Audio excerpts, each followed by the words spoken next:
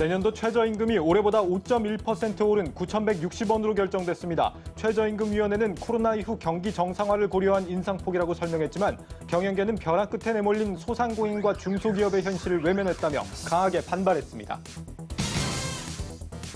삼성과 현대차처럼 금융 계열사를 보유한 그룹들이 금융 복합 기업 집단으로 지정돼 주기적으로 금융당국의 평가를 받게 됩니다. 삼성생명과 한화생명, 교보생명과 같은 보험업계 빅3가 첫 타깃이 된 건데 이중규제 논란이 일고 있습니다. 4차 대유행 현실화 속 전문가들은 백신 접종 속도를 높여야 한다고 강조하고 있습니다. 하지만 전 세계적 델타 변이 확산에 계약했던 백신 물량을 확보하는 데조차 어려움이 커지고 있습니다. 정부의 한국판 뉴딜 계획에 따라 출시된 민간 뉴딜 펀드가 지난 1년여간 투자자들의 뜨거운 관심을 받으며 높은 수익률을 기록하고 있습니다. 하지만 녹색 펀드, 통일 펀드 등 정부 정책에 맞춰 출시된 펀드들이 반짝 인기에 그친 만큼 장기 투자를 위해서는 성장성도 함께 고려해야 한다는 지적이 나옵니다. 여러분 안녕하십니까? 뉴스플러스 시작합니다. 내년도 최저임금이 노사 간 진통 끝에 올해보다 5.1% 오른 9,160원으로 결정됐습니다. 경영계는 벼랑 끝에 내몰린 소상공인과 중소기업을 외면했다며 강하게 반발했습니다. 조현석 기자입니다. 내년도 최저임금이 올해보다 5.1% 오른 9,160원으로 결정됐습니다. 월급으로 계산하면 191만 4,440원입니다. 이번 정부는 첫 2년간 최저임금을 급격하게 올렸지만 고용 감소 등 부작용이 커지자 지난 2년간은 속도 조절에 나선 바 있습니다. 그러다 이번에 다시 5%대로 인상폭을 키웠습니다. 최저임금위원회는 코로나19 이후 경기 정상화, 회복 가능성을 고려한 결과라고 밝혔습니다. 올해도 최저임금 협상 과정은 난항이었습니다. 3차 수정안 제시에도 노사 양측이 입장차를 좁히지 못하자 결국 정부가 추천한 공익위원들이 제시한 단일화를 표결에 붙여 의결했습니다.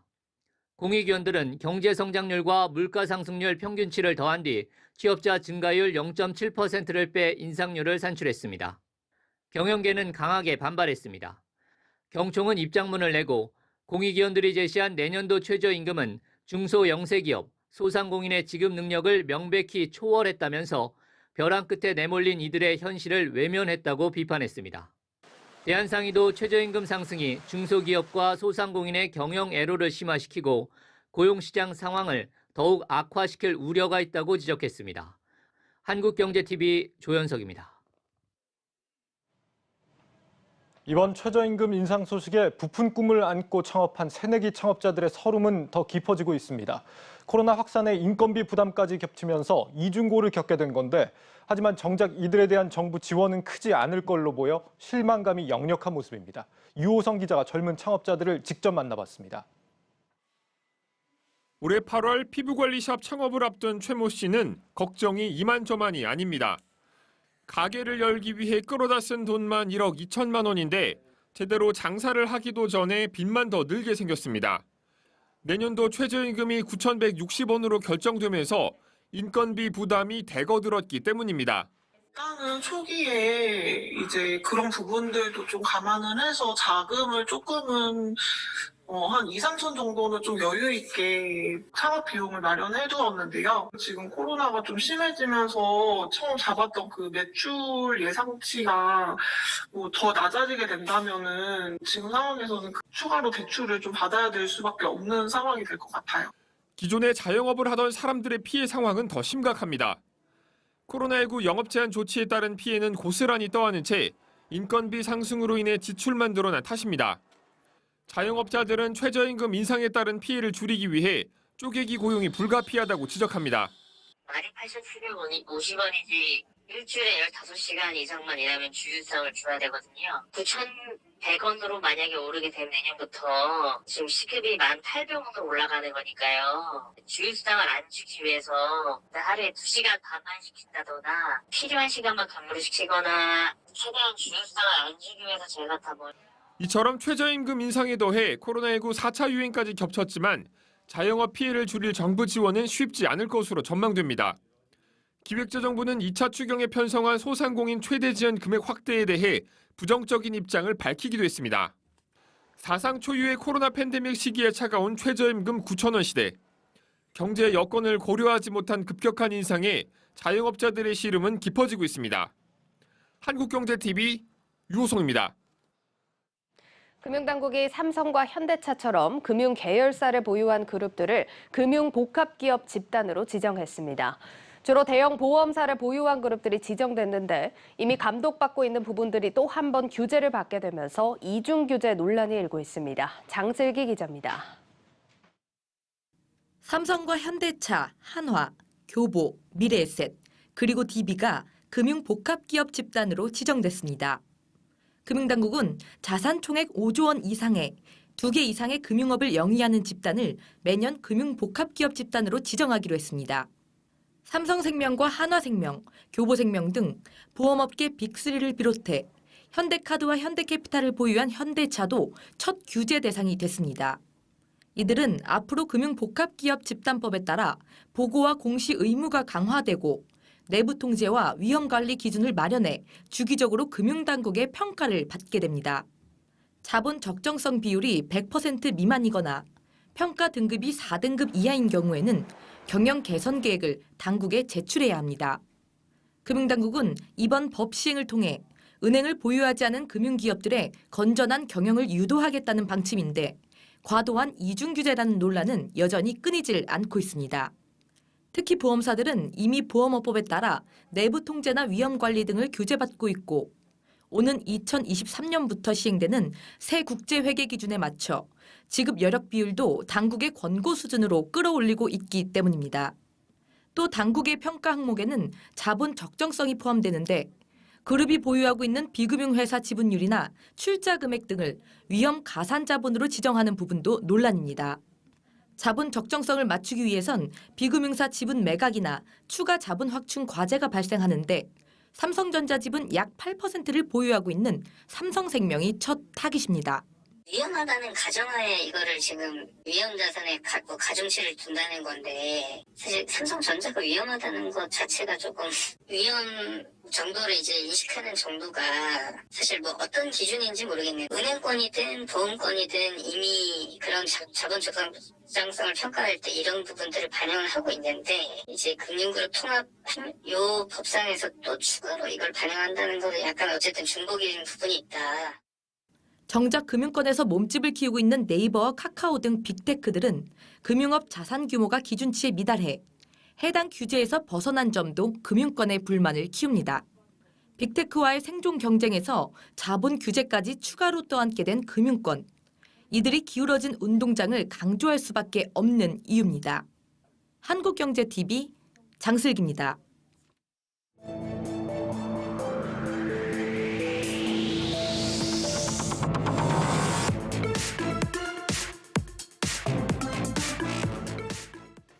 네, 디지털과 친환경 두 축을 골자로 하는 정부의 한국판 뉴딜 정책 많이 들어보셨을 겁니다. 이 사업에 재원을 조달하고 민간과 과실을 나누기 위해 만들어진 펀드가 바로 뉴딜 펀드인데 1년 정도 지난 현재 성과가 꽤 괜찮다고 합니다. 증권부 정희영 기자가 이 소식을 들고 왔습니다. 정 기자, 뉴딜 펀드라는 게 상품이 여러 개가 있잖아요. 어떤 게 있습니까? 네, 일단 뉴딜 펀드라는 게 뭐 출시된 것 중에 민간형 뉴딜 펀드가 있고 이제 정책형 뉴딜 펀드 이렇게 두 가지가 지금 현재 출시돼 있습니다. 네, 그렇군요. 계속해서요. 민간형 뉴딜 펀드에 대해서 좀 설명을 하자면, 네, 이제 정부가 한국판 뉴딜 정책을 발표한 이후로 가장 먼저 출시된 펀드가 민간형 뉴딜 펀드인데요. 네. 민간 뉴딜 펀드 이제 민간 자산운용사들이 정부의 한국판 뉴딜 컨셉에 맞는 상장 기업의 주식을 투자하는 공모 펀드입니다. 지난 7월 정부가 한국판 뉴딜 계획을 발표한 이후에 2달여 시간이 지나고 삼성자산운용에서 첫 뉴딜 펀드를 출시했는데요. FN 가이드에 따르면 현재 설정된 민간 뉴딜 펀드는 총 26개로 이 중에 15개는 ETF, 그다음에 나머지 11개는 일반 공모 주식형 펀드로 구성되어 있습니다. 그러니까 자산운용사들이 만든 뉴딜 펀드가 26개에 달했는데 투자자들도 실제로 좀 많이 몰렸나요? 어땠습니까? 네, 운용사들이 상품 출시와 맞물려서 이제 국내 투자자들 역시 상당한 관심을 보였는데요. 올해만 뉴딜 펀드로 유입된 자금이 9천억 원이 넘는 수준입니다. 전체 뉴딜 펀드 설정액이 이제 1조 9천억 원대인 점을 감안하면은 절반 가량이 올해 들어온 돈이겠죠. 예. 이제 같은 기간 동안 국내 주식형 펀드에서는 1조 2천억 원이 넘는 돈이 유출됐는데 뭐 이런 점을 감안하면 투자자들의 관심은 뜨거웠던 거라고 볼 수 있겠죠. 일단 흥행에는 좀 성공했다는 얘기고 실제 성과는 어떻게 나왔습니까? 괜찮았다면서요, 꽤. 예, 전체 뉴딜 펀드의 최근 1년과 올해 평균 수익률은 각각 57%와 14%입니다. 국내 주식형 펀드 평균 수익률 대비 3%포인트가량 아웃퍼폼하고 있고요. 기간을 좁혀보면은 수익률 차이는 더욱 도드라집니다.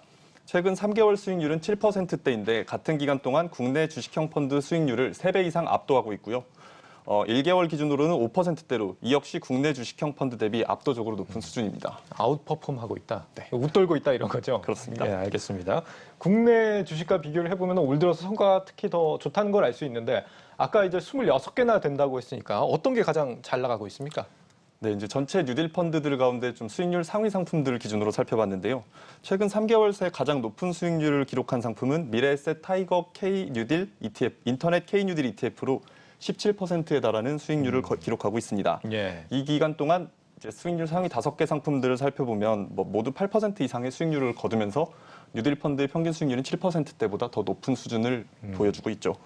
편입 종목들을 살펴보시면은 이 기간 동안 나란히 시가총액 3위와 4위로 치고 올라온 네이버와 카카오가 상당 부분을 차지하고 있어 이들의 상승세가 수익률을 이끌었다는 분석이 나오고요. 예. 또 최근 강한 상승세를 보였던 게임주 그리고 한국판 뉴딜 정책의 대표 수혜주로 꼽히는 2차 전지주 역시 주요 편입 종목에 자리하고 있어서 이들 역시 수익률 견인의 원동력이었던 분석이 나옵니다. 그렇군요. 그런데 이렇게 정부가 밀어서 만들어진 이런 펀드들을 무조건 추종하는 것도 좀 경계할 일이다 이런 지적도 나오고 있죠. 네, 맞습니다. 방금 말씀하신 대로 정부 정책에 맞춰서 출시됐던 펀드가 이번에 뉴딜 펀드뿐만은 아니죠. 출시된 이후 투자자들의 기억에서 사라져버린 펀드들도 있는 만큼 이제 관제 펀드라는 지적을 받기도 했습니다. 그간 관제 펀드들의 명함을 지수희 기자 리포트를 통해서 살펴보겠습니다.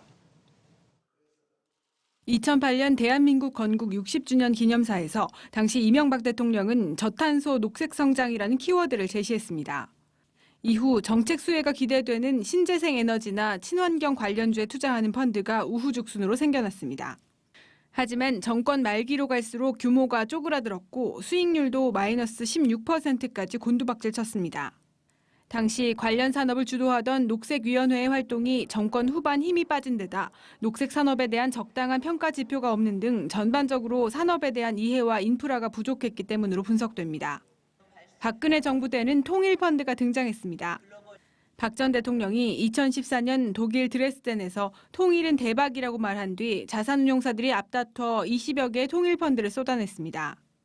하지만 특정 산업에 대한 필수 투자 요건이나 세제 혜택이 없다 보니 통일이라는 테마보다는 코스피 200에 가깝게 운용되면서 지금은 5개만 남아있는 상황입니다. 당시 통일이라는 주제 자체가 국내에만 국한돼 있어 시장이 크게 형성되기 어려웠다는 지적도 있습니다. 국제적으로 이슈가 되고 있는 아젠다는 아니었고 정치적인 리스크나 북핵 리스크 이런 것들이 계속 이어지는 부분들이어서 돈이 지속적으로 위험 대비 기대 수익률이 좋다라는 매력이 있어야지만 들어올 텐데 시중 유동성이나 금리나 이런 환경들이 그런 것도 우호적이지 않았던 부분들이 있어서 실제 아직까지 유지되고 있는 신형자산운용의 통일펀드는 당시 단기간 수익을 냈던 남북 경협주보다는 성장에 초점을 맞춘 기업들을 주로 편입한 것으로 분석됩니다. 통일 이런 걸 떠나서 저희 그런 철학에 맞게 밸류에이션을 통해 가지고 투자풀에 담고 나서 그런 종목들 중에서 이제 통일 수혜가 되는 종목들 업종을 선별해서 투자하는 거거든요. 인프라 관련 투자나 아니면 내수 시장이 확대되면서 소비가 관련된 그런 업종들 아니면 식료품이나 의료 지원 관련 투자 이런 것들을 저희가 좀 하여튼 목표를 가지고 그 당시에 이제 그런 취지로 저희가 설정을 했을 때 투자 목표나 이제 그런 것들을 이해하고 이제 들어오신 고객분들이 잘 갖고 이제 기다리시는 게 아닌가. 문재인 정부 들어서는 뉴딜 펀드 외에도 코스닥 시장 활성화를 위한 코스닥 벤처 펀드와 일본의 수출 규제에 대응하기 위한 소부장 펀드가 등장해 아직까지는 수익률 면에서 선방하고 있습니다. 하지만 정책 펀드에 대해 한국투자증권은 정책 모멘텀이 존재하는 약 2년간만 투자할 가치가 있다고 분석했습니다. 정책 초기에는 뭐 상당히 좀 강하게 밀어붙이는 경향도 좀 있고 정책 의지도 굉장히 강하고 근데 이제 3, 4년차 되면 일단은 그 정책에 대한 의지가 초년도에 거의 다 반영이 되니까 전문가들은 투자자들이 펀드를 선택할 때도 장기적으로 글로벌 성장성이 있는 산업인지 지속적으로 자금이 유입될 수 있는 시장 환경인지를 파악하고 투자하는 것이 좋다고 강조했습니다. 한국경제TV 지수입니다. 네, 투자를 할 때는 단기적인 정책만 보기보다는 산업의 성장성을 잘 고려할 필요가 있겠다라는 생각이 듭니다. 이렇게 금융회사가 만든 뉴딜 펀드 말고 정책 금융기관이 이제 출자를 하게 되면 민간도 거기다가 좀 투자를 같이 할 수 있는 이런 펀드가 있잖아요. 이것도 뉴딜 펀드의 일종인데 앞서 얘기했던 국민참여 정책형 뉴딜 펀드. 올해 초에 이것도 큰 관심을 받았는데 이건 어떻게 됐습니까? 네, 맞습니다. 올해 3월 출시됐던 국민참여 정책형 뉴딜 펀드는 출시 엿새 만에 전체 모집 금액인 1,400억 원이 모두 완판됐고요. 예. 펀드 구조상 이제 정부의 자금이 투입돼서 손실의 22%까지는 손실이 나지 않게 원금을 보장해주는 만큼 저위험 중수익 투자 수단이란 점이 부각되면서 조기에 완판된 겁니다. 흥행에는 성공을 했고 이건 이제 수익률이 그러면은 어떻게 나왔어요? 네, 아쉽게도 아직은 민간 뉴딜 펀드처럼 높은 수익률을 보이지는 못하고 있는데요. 현재 5개 펀드들 모두 설정 이후 누적 수익률이 0%대를 기록하고 있습니다. 예. 이 같은 현상의 원인으로는 이제 구조적으로 민간 펀드와는 편입 자산이 다르게 구성되어 있기 때문인데요. 민간 뉴딜 펀드는 국내 상장 주식들 가운데서 뉴딜 사업에 수혜가 예상되는 종목들을 편입한 만큼 이제 주가 상승이 곧바로 수익률에 반영이 되고 있는데 반면에 국민참여 정책형 뉴딜 펀드 같은 경우는 뉴딜 수혜가 예상되는 기업의 CB나 BW, 그러니까 전환사채죠. 그러니까 이런 식으로 자산 가치 평가가 즉각적으로 이뤄지지 않는 네. 내잔인 자산이 상당 부분을 차지하고 있는 폐쇄형 펀드입니다. 때문에 전문가들은 3개월이라는 짧은 기간 동안의 수익률보다는 펀드 만기를 목표로 두고 수익률을 변화 추이를 지켜보거나 또 이제 실제로 자기가 투자한 돈이 뭐 맞게 잘 투자되고 있는지 이런 여부들을 더 지켜봐야 될 필요가 있다고 조언하고 있습니다. 이거는 이제 제대로 성과를 보려면 좀 더 시간이 걸린다는 거고 일단 이 정책형 뉴딜 펀드라는 거는 이제 앞서 설명을 드린 펀드들과는 다르게 한 번 완판이 되면은 이제 추가 투자가 불가능하고 중간에 이제 판매하는 것도 어렵다면서요? 네, 맞습니다. 그렇죠? 예. 폐쇄형 펀드라고 아까 말씀드렸잖아요. 이제 폐쇄형 펀드는 특성상 추가 납입이나 중도 판매는 원칙적으로는 불가능합니다. 하지만 펀드 출시 당시에 밝혔던 계획에서 해당 펀드를 거래소에 상장시켜서 거래가 가능하도록 할 수 있겠다고 밝힌 바가 있는데요. 예. 이를 통해서 투자금을 중도에 환수하고자 하는 투자자들은 상장된 펀드를 매도하는 방식으로 또 투자금을 늘리고자 하는 투자자들은 상장된 펀드를 매수하는 방식으로 대응하실 수 있습니다. 현재 거래소의 펀드 상장을 위한 심사가 진행 중인데요. 자본시장법상 폐쇄형 펀드는 설정 이후 90일 이내에 증권시장에 상장해야 됩니다. 따라서 지난 4월 19일이 펀드 설정일이니까 늦어도 오는 16일 상장 절차가 마무리되고 거래가 가능해질 예정입니다. 예.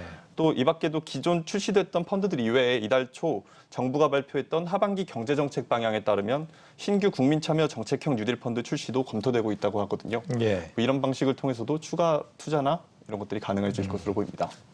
이번 주에는 이제 상장 절차를 거쳐서 이런 정책형 펀드도 조만간 일반 투자자들도 거래를 할 수 있게 된다 이런 얘기죠? 네, 맞습니다. 네. 뉴딜 펀드에 대한 수익성 그렇다면 앞으로 좀 어떻게 될 걸로 보입니까? 앞으로도 어쨌거나 괜찮다고 봐야겠죠? 유망 산업들이니까. 네, 맞습니다. 증시 전문가들은 뉴딜 펀드가 앞으로도 계속 좋은 성과를 이어갈 수 있을 것이라고 분석하고 있는데요. 예. 일단 오는 11월 기후변화 협약을 앞두고 각국의 친환경 정책들이 강조될 걸로 예상되는데요. 친환경 정책의 직간접적인 수혜가 예상되는 그린 뉴딜 펀드와 배터리, 바이오, 인터넷, 게임을 의미하는 BBIG 펀드들도 강세를 보일 수 있다는 설명입니다. 또 오는 14일, 그러니까 내일이죠. 정부가 뉴딜 후속 조치로 한국판 뉴딜 2.0도 발표할 예정인데요. 이번 계획의 세부 내용들이 발표되면 관련 종목들의 주가는 추가로 탄력을 받을 수 있을 것으로 기대되고 있고 뉴딜 펀드의 수익률 호조로도 이어질 수 있을 것이란 분석입니다. 증시 전문가들은 뉴딜 펀드의 향후 성과는 과거 출시됐던 정책형 펀드들과 달리 장기적 관점에서도 유효할 것이라고 전망하고 있는데요. 이번 한국판 뉴딜 계획과 이에 맞물린 뉴딜 펀드가 국내만의 이슈가 아닌 친환경, 비대면 등 글로벌 트렌드와도 맞아떨어지는 이슈인 만큼 향후 중장기적으로도 성장성이 유망하다고 분석하고 있습니다. 알겠습니다. 증권부 정희영 기자였습니다. 잘 들었습니다.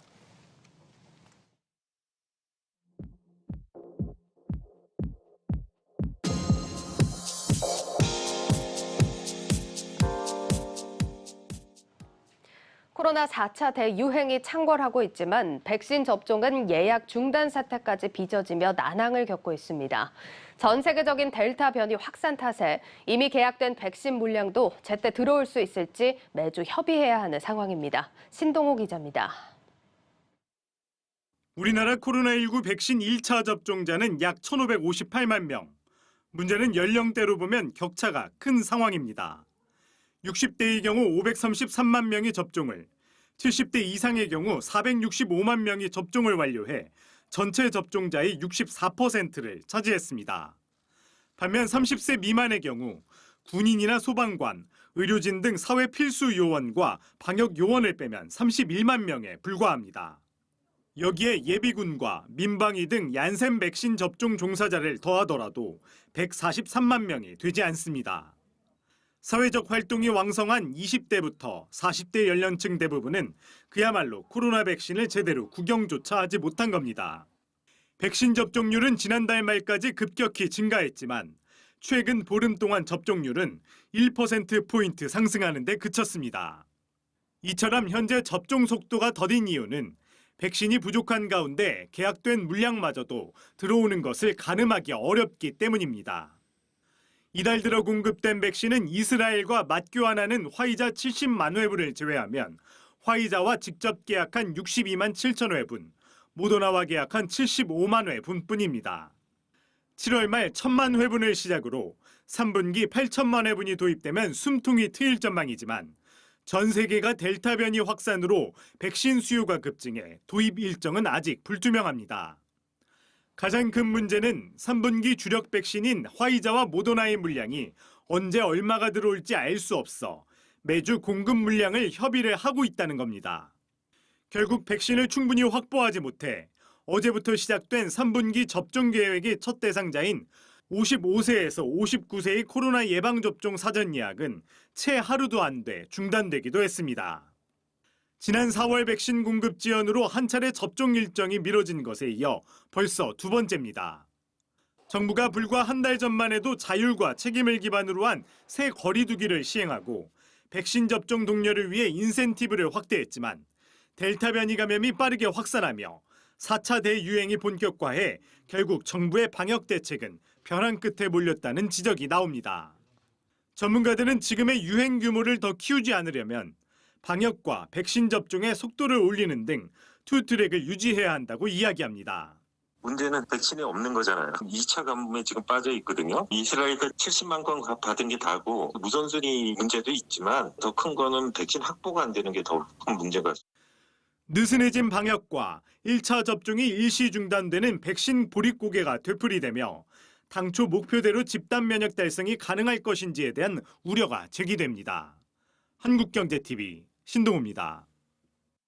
이처럼 코로나 셧다운이 현실화되면서 화장품 업계의 실적에도 적신호가 켜졌습니다. 일상생활로의 복귀가 미뤄지고 있기 때문인데 온라인 판매와 수출 전략에 따라 성패가 좌우될 거란 전망이 나옵니다. 김선엽 기자입니다. 올해 상반기만 해도 국내 화장품 업계에는 낙관론이 지배적이었습니다. 전 세계적으로 백신 접종이 본격화되면서 마스크 없는 일상을 되찾을 것이란 기대감 때문입니다. 실제 지난달 화장품 수출 실적은 1년 전 같은 기간에 비해 37.1% 증가한 6억 달러를 기록한 바 있습니다. 미국과 일본, 중국, 홍콩 등을 중심으로 K-뷰티의 인기가 회복되면서 2분기 화장품 업계의 실적 기대치도 높아졌습니다. LG생활건강은 지난달 중국 온라인 쇼핑 행사인 6.18 페스티벌에서만 6개 럭셔리 브랜드의 매출이 전년보다 70% 이상 성장했습니다. 코로나19 충격에서 벗어나기 시작한 중국 시장의 소비 심리 회복의 쇠를 누린 겁니다. 이에 증권가에서도 LG생건의 2분기 영업이익이 전년 동기 대비 15%에서 16% 늘어날 것으로 예측하고 있습니다. 아모레퍼시픽의 경우 럭셔리 브랜드 설화수와 온라인 채널 중심으로 체질 개선을 빠르게 진행한 효과가 나타났습니다. 증권가에서 예측한 아모레퍼시픽의 2분기 영업이익은 1,114억 원으로 전년 동기에 비해 200% 늘어난 수준입니다. 일본 시장에서 성공을 거둔 VT 코스메틱을 보유한 VTGMP도 영업이익이 244% 급증할 것으로 예측되고 있습니다. 문제는 델타 변이 바이러스 여파로 코로나 셧다운이 현실화되면서 화장품 업계에 다시 먹구름이 들이오고 있다는 점입니다. 7월 휴가 시즌과 해외여행 개시에 따른 백화점, 면세점 매출 증가치가 하반기 실적에 반영될 것이란 기대감이 사라졌기 때문입니다. 일상생활로의 복귀를 준비하고 있었고, 게다가 이제 여름 바캉스 시즌이잖아요. 그래서 뭐 선크림이라든지 메이크업 제품이라든지 이제 여름 휴가철을 타겟으로 해서 저희가 조금 더 이제 목표 매출만큼 제품을 생산을 해놓았는데, 갑작스럽게 이렇게 확진자가 늘어나고 다시 거리두기 등이 좀 강화되면서 지금 예상했던 매출이 못 나올 것 같다라는 좀 불안감이 있고요. 증권가에서도 코로나 확산세에 따른 불확실성이 어느 때보다 커진 만큼 하반기 업계 전망에 대해선 예측조차 하기 힘든 상황입니다. 지금 상황에서는 조금 어려운 건 사실인 것 같아요. 작년보다는 올라올 거라 보고 있는데, 이게 아무래도 언제 개선되는지에 따라서 실적 뭐 이런 부분들이나 센티 부분들이 좀 많이 바뀌지 않을까 싶긴 합니다. 전문가들은 온라인 채널을 중심으로 한 수출 전략의 비중이 올해 하반기 국내 화장품 업체들의 운명을 좌우할 것으로 내다봤습니다. 한국경제TV 김선엽입니다. 대면 생활이 한동안 쉽지 않을 것으로 예상되면서 배달 앱들은 빠른 배송 경쟁에 열을 올리는 모습입니다. 음식 배달을 넘어 생활 필수품까지 배송에 나서고 있는데, 이제는 편의점은 물론 대형 마트까지 위협하는 모습입니다. 박승환 기자입니다. 쿠팡의 음식 배달 앱인 쿠팡이츠가 퀵커머스 시장에 뛰어들었습니다. 서울 송파구 일부 지역에서 시범 운영 중인 이 서비스는 과일이나 아이스크림, 수산물 같은 식품류는 물론 세제, 아동용품 같은 생활 필수품을 주문하면 15분 이내에 배송해주는 서비스입니다. 쿠팡이츠 고객에게 더 나은 서비스를 제공하기 위한 일환으로 테스트 중인 서비스입니다. 빠른 배송을 무기로 지난해 1월 1.9%였던 점유율을 1년 새 8배나 키운 쿠팡이츠는 업계 2위 요기요를 턱밑까지 따라왔습니다. 비싸지만 빠른 퀵커머스와 느리지만 저렴한 택배의 장점을 결합한 퀵커머스 시장이 주목을 받으면서 편의점과 대형마트들이 잔뜩 긴장하고 있습니다. 퀵커머스의 최적화된 업종으로는 배달앱이 꼽히는데, 배송 사업에 기반한 경쟁력을 갖춘 데다 물품만 확보하면 얼마든지 카테고리를 늘릴 수 있기 때문입니다. 위기감을 느낀 GS 리테일은 자체 서비스 우동마트를 선보이고 CU와 세븐일레븐 등도 배송 속도전에 나섰지만 배민이나 쿠팡에 비하면 아직 역부족이란 평가입니다. 장기적으로 상품군이 겹치는 이마트나 롯데마트 등 대형마트 역시 배달앱의 시장을 빼앗길 수 있어 대응이 절실한 상황입니다. 과거에는 자기가 직접 매장에 가서 쇼핑을 하는 오프라인 쇼핑의 노말이었는데, 지금은 이제 완전 뉴 노말은 앱으로 하는 쇼핑이 결국은 라스트 마일만 이제 오프라인으로는 살아남는 거니까. 한국경제TV 박수환입니다. 오늘의 이슈 키워드 시작하겠습니다. 첫 번째 소식 들어볼까요? 예, 첫 번째 키워드 합의 번복 오해입니다. 여야가 전국민 재난지원금 합의를 했다가 번복했다라는 보도가 전해졌습니다. 국민의힘 이준석 대표가 당내 반발 여론이 일자 합의 100분 만에 합의를 번복했다라는 건데, 이게 또 오해라고 이준석 대표가 해명을 내놨습니다. 그러니까 합의를 번복한 게 오해였다. 합의를 번복한 사실이 없다 이겁니까? 그게 아닙니다. 애초에 그렇게 합의한 사실이 없었다. 그러니까 첫 번째 보도가 잘못 나갔다는 겁니다. 합의를 그렇게 아예 안 했다 이거군요. 예. 그러면 전 국민 지급에 합의한 적이 없다 이런 뜻인가요? 그건 또 아닙니다. 지금 쉽게 좀 정리를 해드리자면, 야당은 선별지급이 당론이다. 그런데 여당이 지금 보편지급을 희망하고 있다 보니까 이 중간선에서 합의를 했다. 이 내용입니다. 선별지급과 보편지급의 중간선에서 합의를 했다. 이게 무슨 뜻일까요? 예, 그러니까 이준석 대표는 주어진 추경 예산안에서 소상공인에 대한 선별지원 규모를 더 늘리자는 입장입니다. 이렇게 되면 자연히 재난지원금 규모는 줄어들 수밖에 없겠죠. 대신에 전 국민에게 지급하자는 여당 안에는 긍정적으로 검토하겠다라고 답을 했다는 겁니다. 한마디로 전 국민 지급에 합의를 한 게 아니라 선별 지원분을 늘리되 나머지 잔여분은 보편 지원으로 가는 방향으로 합의를 본 거다 이 말이네요. 예. 말 그대로 중간선인데 그간 이 재난지원금에 대해서는 당정 간 갈등만 비춰졌었잖아요. 이제 여야와 정부의 입장이 모두 선명해진 것 같아요. 예, 그렇습니다. 총 정리를 한번 해보자면 우선 여당은 전 국민으로 지급하되 선별 지원도 하자. 또 4차 대유행이 왔으니까 2차 추경 편성도 더 확대해야 한다라는 입장입니다. 반대로 정부와 국민의힘은 보시다시피 선별 지원을 하되 2차 추경 예산을 더 증액해서는 안 된다는 입장입니다. 네, 아직까지 야당 내 일부 반발이 있긴 하지만 일단 여야가 어느 정도 합의를 한 만큼 지지부진했던 논의도 종지부를 찍을 수 있지 않을까 기대가 됩니다. 사실 1인당 25만 원 내외의 이 재난지원금이 우리 국민 한 명 한 명한테 대단히 큰 보탬이 된다고 보기엔 좀 어려울 것 같아요. 예. 그보다는 네, 국민의 위로 또 이 내수 소비를 증대하고 소상공인을 지원하는 성격으로 보는 게 맞겠다 이런 생각이 듭니다. 다음 소식 살펴보죠. 예, 다음 키워드 규제했다, 철회했다입니다. 두 키워드가 좀 비슷한 양상을 보여주고 있는데 그러네요. 앞서서 이준석 대표의 합의 번복 논란 소식을 전해드렸다면 이번에는 정부와 여당의 번복 소식입니다. 이 당정이 재건축 실거주 2년 의무 규제를 다시 백지화하기로 하면서 파장이 일고 있습니다. 네, 작년 6.17 대책 때 나왔던 규제인데 이 재건축 단지 조합원이 분양권을 받기 위해서는 2년을 실제 거주해야 한다라는 조항이죠. 맞습니다. 국회가 어제 돌연 이 정책을 철회했는데 네. 이유는 뜻밖에도 전세난 때문입니다. 이 집주인이 분양권을 받으려면 재건축 아파트에 들어가서 2년을 살아야 하다 보니까 기존에 살던 세입자를 내보내는 사태가 빚어진다는 겁니다. 또 사실 아주 오래된 낡은 재건축 아파트에 살고 싶어 하는 사람이 많지는 않겠죠. 때문에 그냥 재건축 자체를 포기해버리는 집주인도 생길 수 있다라는 게 이번 법안 철회의 배경입니다. 네, 이 법안이 추진된다고 하니까 부랴부랴 이미 세입자를 내보낸 집주인들도 꽤 있을 것 같은데 이제 와서 다시 철회라니 황당한 일입니다. 애초에 규제를 낼 때 이런 부작용을 왜 꼼꼼히 따져보지 않았나 모르겠네요. 이런 일이 한두 번이 아니잖아요. 그렇습니다. 일단 지금의 주택 매물 잠김을 촉발시킨 등록 임대 혜택 강화 부분이 있죠. 이 때문에 이제는 세금을 올려도 다주택자들이 집을 매물로 내놓을 이유가 없어진 거고 그랬다가 정부가 뒤늦게 임대 등록 혜택을 축소해서 또 빈축을 샀던 전례가 있습니다. 또 종부세도 마찬가지입니다. 처음엔 강화한다고 하더니 부동산 민심 악화와 선거 참패를 경험하자 이후에 다시 종부세 부과 대상을 축소하겠다는 방안을 들고 나왔죠. 전월세 상한제와 계약갱시 청구권제 역시 전세난을 촉발시킬 거라는 우려가 있었는데도 불구하고 강행이 됐다가 결국 현재 엄청난 전세 대란을 불러일으킨 결정적인 요인이 됐다. 이런 분석들이 많습니다. 네, 이런 부작용을 예측하는 일이 그렇게 어려운 일이었나 싶습니다. 시장에 대한 이해가 부족하거나 혹은 밀고 나갈 확고한 철학이 부족하거나 둘 중에 하나가 아닌가 싶습니다. 부동산 정책을 놓고 갈팡질팡하는 정부와 여당, 문재인 정부의 뼈아픈 실패로 영원히 기억되지 않을까 싶네요. 이슈 키워드였습니다.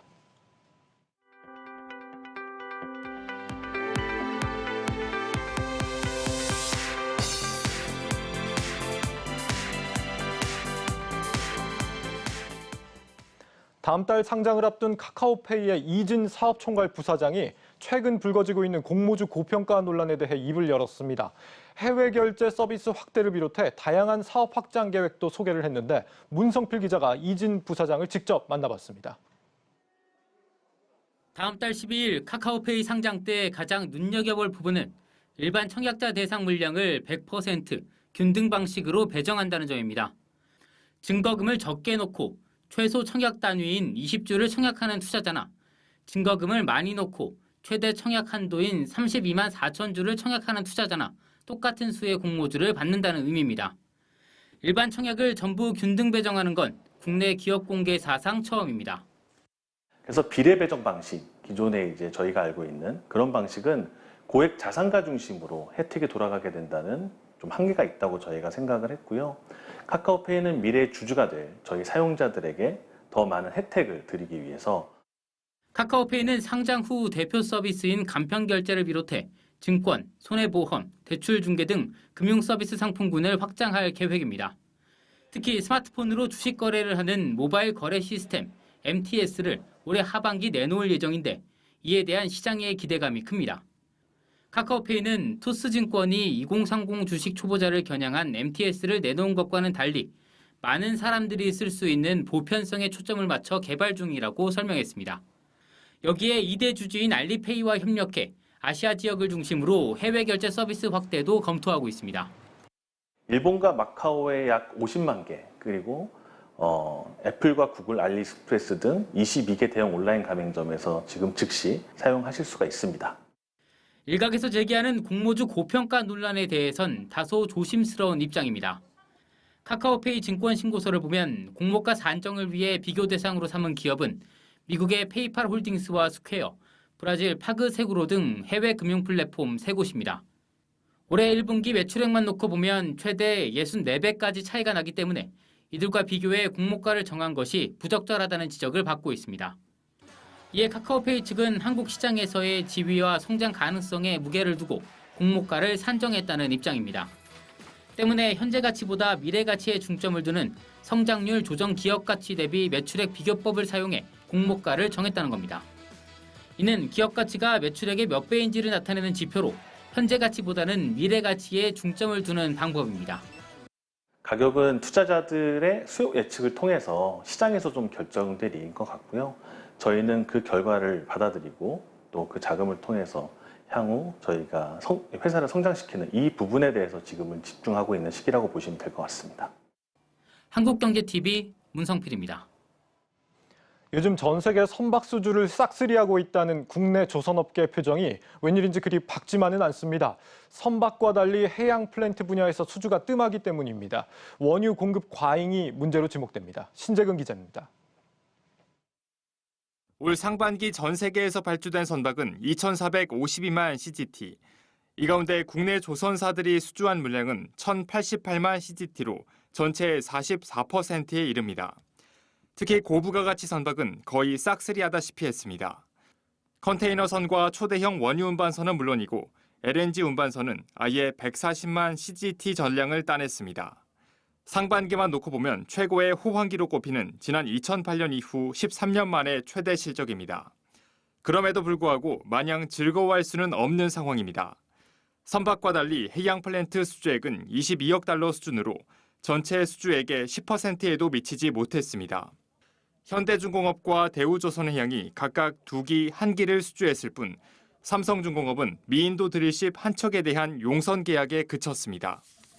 무엇보다 국제유가가 최근 2년 6개월 만에 최고치를 찍고 있는데도 불구하고 해양 플랜트 발주는 여전히 뜸합니다. 전문가들은 원유 공급 과잉에서 원인을 찾고 있습니다. 최근 들어 원유 재고가 줄었다고는 하지만 미국만 해도 원유 재고량이 현재 4억 5천만 배럴에 이릅니다. 유가가 110달러 선이었던 지난 2013년보다 무려 30% 이상이 많습니다.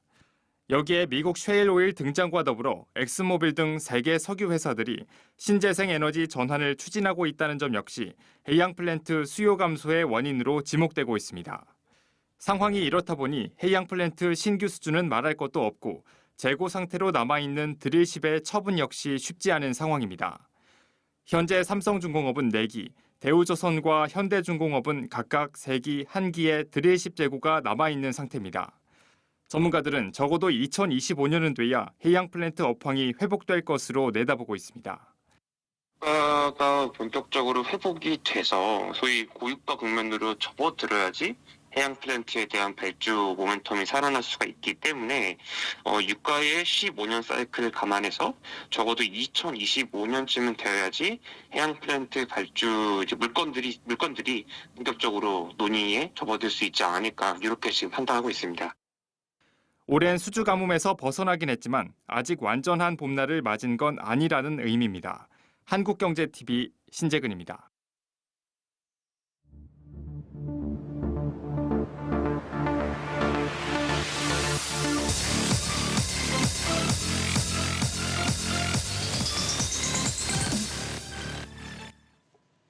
뉴스앤마켓 시간입니다. 오늘 뉴욕 증시 훈풍을 이어받은 우리 시장, 외국인 수급도 안정적으로 나타나면서 상승폭을 더 확대했습니다. 어떤 기업들이 상승세에 힘을 보태줬을지 증권부 오민지 기자와 함께 살펴보시죠.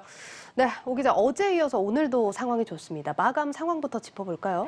네, 오늘도 증시가 상승세를 보이면서 장을 마쳤습니다. 델타 변이로 코로나19 상황은 좋지 않지만요. 증시는 그래도 튼튼한 기초 체력을 보여주고 있는데요. 오늘 코스피는 전거래일보다 대표가 0.77%, 코스닥은 0.84% 오르면서 장을 마쳤습니다. 수급별로는 코스피에서 외국인이 2,596억 원, 기관이 3,072억 원 순매수했고요. 개인이 5,639억 원 순매도했습니다. 코스닥에서는 외국인이 1,656억 원 순매수했고 기관이 79억 원, 개인이 1,206억 원 순매도했네요. 예, 외국인 수급이 지금 코스피, 코스닥 시장 단단하게 받쳐주고 있는 상황입니다. 오늘 종목들도 보면 이슈에 따라서 좀 크게 오르는 종목들이 많았습니다. 오늘은 이커머스 1세대 기업인 인터파크가 장중에 상한가를 보이기도 하면서요. 상승세에 장을 마쳤습니다. 인터넷 쇼핑몰을 운영하는 인터파크가 자사 매각으로 M&A 시장에 나오면서인데요. 이날 인터파크는 전거래일보다 1,290원, 22.83% 오른 6,940원의 종가가 결정됐습니다. 예, 장중에 상한가를 기록하기도 한 인터파크인데요. 이게 인터파크가 사실 관련 시장에서는 인지도가 꽤 높은 기업입니다. 왜 매각을 하기로 한 겁니까? 워낙 큰 이커머스 회사들이 등장을 하면서요. 업계에서 입지가 많이 줄어든 영향입니다. 1996년 설립된 인터파크는요. 2000년대 초에는 IT 기업으로 주목받으면서 한국의 아마존이라는 별칭까지도 얻었습니다. 하지만 최근에는 이커머스 시장 점유율이 2에서 3% 수준까지 떨어지면서 약세를 보였는데요. 거기에 코로나19 이슈까지 더해져서 타격을 입은 겁니다. 사실 온라인 쇼핑몰 하면 코로나로 오히려 수혜를 봤다라고 생각하시는 분들도 많을 것 같은데 인터파크는 좀 타격이 있었나 보네요. 이 온라인 쇼핑몰이다 보니 비대면으로 쇼핑을 할 수 있다. 이런 점에서 수혜는 있겠지만요. 인터파크가 특화한 부분을 한번 보시면 좀 아실 수 있을 겁니다. 이 여행과 공연 상품에서 타격이 있었는데요. 인터파크가 요즘은 좀 약세다 이렇게 얘기하지만 여전히 여행과 공연 부문에서는 시장 점유율이 70%입니다. 이 주력 서비스군이라고 할 수 있는 여행과 공연이 대표적인 코로나19 피해 업종이다 보니까요. 타격을 피할 수가 없었던 겁니다. 예, 또 4차 대유행까지 오다 보니까 더 힘든 상황이겠다라는 생각도 듭니다. 뭐 어쨌든 매각 얘기가 나왔으니까 매각 시장 상황도 한번 궁금한데 인터파크가 지금 매각을 결정할 만한 요인이 있었나요? 네, 지난번에 이베이 코리아가 인수하면서요. 그 지분 80%를 3조 4,400억 원에 팔면서 시장의 예상치보다 높은 가격이 매겨졌습니다. 코로나19 장기화 상황에서 이커머스 시장 진출을 앞두고 있는 대기업들의 수요까지 있고요. 이런 상황이 맞물리면서 이커머스 기업의 몸값이 많이 오른 겁니다. 이 수요가 있을 때 매각하자 이런 쪽으로 가닥이 잡힌 것으로 보입니다. 예, 그럼 인터파크 앞으로 매각 일정은 어떻게 됩니까? 네, 인터파크의 최대 주주인 이기형 대표가요. NH투자증권을 매각 자문사로 선정했고요. 지금은 인수 후보를 찾고 있는 것으로 알려졌습니다. 이 대표와 특수관계인까지 포함하면 지분의 28.14%가 매각 대상이 될 것으로 보이는데요. 오늘 종가를 기준으로 인터파크의 현재 시가총액은 5천억 원이 조금 넘습니다. 이 해당 지분율의 금액을 단순히 계산해보면 1,430억 원 정도가 되는데요. 현재 인수 후보군으로 꼽히는 곳은 네이버나 카카오 같은 플랫폼 사업자나 11번가 등의 이커머스 사업을 운영하고 있는 대기업들입니다. 지금 후보로 거론되고 있는 것들이 메인 기업들입니다. 이런 기업들이 지금 어디서 인터파크의 매력을 느끼고 있을까요? 앞서 말씀드린 것처럼 여행과 공연에 특화를 하고 있다는 점인데요. 이제 코로나19 이후에는 또 여행과 공연 수요가 회복될 것으로 보이기 때문입니다. 또 오히려 보복 소비처럼 수요가 크게 급증할 수도 있는 부분이고요. 그래서 앞으로의 인터넷 사업 확대를 위해서 준비하고 있는 이 온라인 기반 기업들에는 매력적으로 느껴질 수 있는 겁니다. 예, 일단 인터파크는 인수 후보자를 찾고 있는 단계고요. 네이버나 카카오, 11번가 이런 메인 기업들이 인수 후보자로 거론되고 있다는 점 짚어봤습니다. 증권부 오민지 기자와 함께 했습니다. 잘 들었습니다.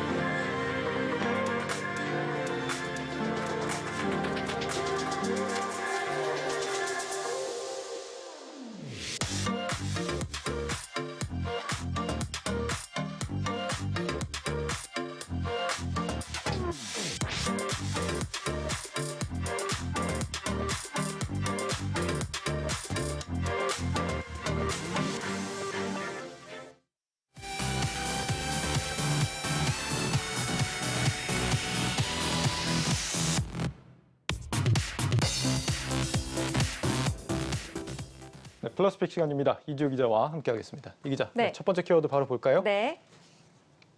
최저임금에 울고 웃고 이렇게 돼 있네요. 오늘 최저임금이 발표가 결론이 났는데요. 네, 예. 맞습니다. 앞서 리포트에서도 보셨다시피 최저임금을 논의할 때마다 이 최저임금에 따라서 웃고 우는 관련주들이 있습니다. 혹시 약세를 보이면 최저임금이 오르면 약세를 보이는 그런 종목이 어떤 건지 아십니까? 최저임금이 오르면 약세를 보인다. 네. 글쎄요, 아무래도 좀 사람을 많이 쓰는 업종 같은 것들이 좀 약세를 보이지 않을까요? 역시 똑똑하셔가지고 그렇죠, 좀 똑똑하죠. 재미가 없는데요. 네, 그렇습니다. 대표적인 게 바로 유통주라고 할 수가 있는데요. 가령 편의점 같은 경우는 본사의 수익성 자체는 뭐 그렇게 타격을 입지는 않습니다만 알바생 고용 부담으로 인해서 점주들이 폐점을 할 가능성이 높아지는 상황입니다. 예. 같은 개념에서 보면 택배주도 역시 마찬가지겠죠. 다행히 이번에는 최저임금이 인상됐다는 것보다 그렇게 많이 인상되지 않았다는 점에 무게가 실려서 대표적인 편의점주라고 할 수 있는 GS 리테일 주가가 오늘 뭐 그렇게까지 빠지지 않은 모습을 보인 것을 보면 알 수가 있습니다. 반대로 최저임금 상승으로 웃음 짓는 업계도 있는데요. 혹시 어딘지 아십니까? 최저임금이 부담이 되는 건 이제 사람을 많이 쓰는 직종이니까 네. 정확히 그 반대 직종이 좀 뜨지 않을까 싶은데. 네, 제가 약간 우문현답을 네. 우문을 한 것 같습니다. 네, 맞습니다. 최저임금이 오르면 사람을 쓰지 않고 로봇으로 대체하는 경우가 굉장히 많아지는데요. 그래서 무인화 기기를 공급하고 또 생산하는 키오스크 관련 업체들이 수혜주로 꼽히고 있습니다. 네. 결제를 비롯해서 뭐 다양한 업무를 수행할 수 있는 데다 임금 같은 비용이 발생하지 않아서 최저임금이 상승할 때마다 수요가 늘어날 것이라는 기대가 있습니다. 그래서 통상 키오스크 관련주는 최저임금이 오를 때마다 동반 상승하는 모습을 보였는데 어떤 게 관련주예요? 네, 그래프를 보시는 것처럼 CI테크나 뭐 한국전자금융이 오늘까지도 좀 오르는 모습을 보였습니다. 그렇군요.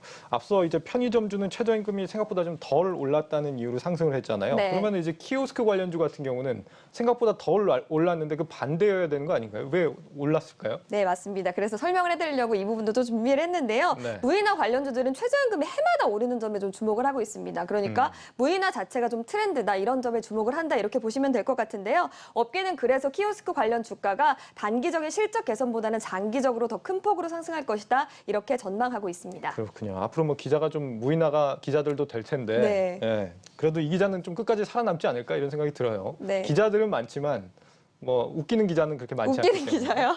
예. 칭찬으로 받아드리겠습니다. 다음 키워드 보겠습니다. 네. 네, 오딘저 씨는 큰 손 이렇게 돼 있는데 네. 오딘 하면은 지난번에 다뤘던 리니지를 제쳤다는 그 게임이네요. 네, 맞습니다. 바로 오딘저씨는 그 오딘이라는 게임과 아저씨를 합친 말인데요. 네. 그래서 오딘저씨라고 부를 수 있는데 리니지의 골수팬인 린저씨에 이어서 또 다른 골수팬인 오딘저씨가 등장했다는 소식이 나오고 있습니다. 리니지 형제로 불리는 리니지 M과 리니지 2M을 제치고 매출 1위를 등극했다, 이런 소식 전해드렸는데요. 이 배경에 오딘저씨가 있었다고 합니다. 왜 오저 씨가 아니고 오딘저 씨입니까? 오딘이니까요. 아, 그렇군요. 네. 알겠습니다. 그러니까 게임의 흥행을 주도하는 게 젊은 층이 아니라 아저씨들이라 이거네요. 네, 근데 사실 아저씨라는 거를 통칭하기에 이 연령대가 맞나 싶을 정도로 조금은 아쉬운 마음이 있었는데요. 일단 린저씨 같은 경우는 주 연령층이 바로 40대층이었습니다. 그런데 보시는 것처럼 오딘 같은 경우는 남성이 70.2%를 차지하고 있고 또 30대층이 주 연령층이라고 볼 수가 있겠습니다. 그러니까 오딘저씨는 30대의 남성이다 라고 보실 수가 뭐 있겠습니다. 굳이 저렇게 노려보지 네. 않아도 저는 오딘을 하지는 않습니다. 네. 어쨌거나 10명 중에 7명 이상이 이제 7명이 30대 이상이다라는 거는 네. 이제 게임하는 연령대가 굉장히 좀 다양해졌다라는 걸 알 수 있는 부분인데 네. 뭐 지난번 이 기자가 이제 오딘 같은 경우도 어떤 확률형 게임이다, 과금을 하는 구조로 돼 있다고 했습니다. 네. 그런데 이 아저씨들이 즐겨하는 게임이다라고 한다면 당연히 이 어떻게 보면은 돈이 되는 유저들이 많아지고 있다, 이렇게 볼 수도 있겠어요. 네, 맞습니다. 사실 10대, 20대보다 자금력이 30대가 훨씬 있다라고 보실 수가 있을 텐데요. 네. 이 오딘저 씨가 얼마나 쓸지도 린저 씨를 통해서 좀 추측을 해봤습니다. 말씀하신 것처럼 리니지와 오딘이 모두 비슷한 과금 구조, 그러니까 확률력 컨텐츠를 이용하고 있기 때문인데요. 보시는 것처럼 리니지 M과 리니지 2M의 지난해 매출이 각각 8,287억 원, 또 8,496억 원 수준이었습니다. 다시 말해서 두 게임 모두 한 달에 약 700억 원의 매출을 올렸다고 볼 수가 있고, 이거를 계산을 해보면 1년에 한 사람이 270만 원가량을 지출한 셈이다, 이렇게 볼 수가 있는데 네. 오딘도 좀 비슷하게 계산을 해봤습니다만 결과적으로 1인당 하루 37,500원, 월로 따졌을 때는 뭐 300만 원 이상 수준이라서 리니지를 크게 뭐 증가한다, 뭐 이렇게 압도한다, 이렇게 볼 수가 있겠습니다. 그렇군요. 네. 지금 속도라면 린저 씨보다 이 오딘저 씨들이 더 맹목적인, 네. 매서운 이런 현질을 하고 있다, 이렇게 이해를 해볼 수 있겠는데 네. 카카오 게임즈 요즘 뭐 돈 많이 벌었겠습니다. 주가에도 반영이 됐을까요? 네, 맞습니다. 지금까지 뭐 최고가 랠리를 계속해서 경신해 왔다 이렇게 봐도 무방할 텐데요. 지난달 말에 5만 원대 후반에 불과하던 게 뭐 7만 원을 찍고 8만 원을 찍고 이런 식으로 오르는 경향을 보였습니다. 그래서 열흘새에 46%가량이 올랐는데요. 모바일 게임에서 리니지 천하를 끝내고 이렇게 흥행 돌풍을 몰린 것에 대한 기대감이 좀 몰린 것으로 풀이가 됩니다. 하지만 최근에 급락세를 보여서 전망에 대해서 의아함을 좀 엇갈리고 있는 주가가 모습입니다. 오히려 급락했다고요? 네. 이유가 뭘까요? 일단 주가 상승세가 너무 가팔랐던 게 좀 문제라는 분석인데요. 이베스트 증권 연구원은 오딘의 구글 매출 1위 뉴스 이후에 너무나 주가 상승이 가팔랐기 때문에 신장 모멘텀이 이미 반영이 됐다. 이러면서 이제 매출 투자 의견을 기존 매수에서 보유로 하향 조정했고요. 그럼에도 불구하고 오딘 매출 1위가 계속적으로 계속될 것이라는 전망과 함께 목표 주가를 7만 3천 원에서 9만 5천 원으로 상향 조정하는 모습을 보였습니다. 그렇군요. 어쨌거나 앞으로 이 게임 투자할 때는 아저씨들의 선호를 먼저 파악하는 게 우선이겠다라는 생각이 듭니다. 네. 플러스픽 이지호 기자였습니다. 잘 들었습니다. 고맙습니다.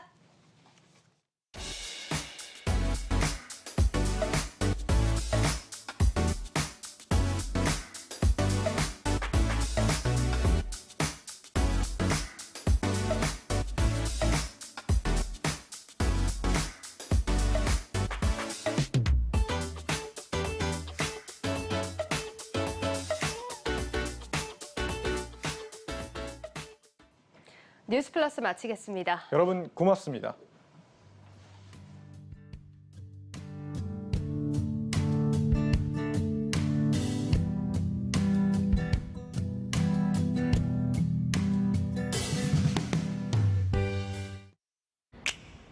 Let's tap.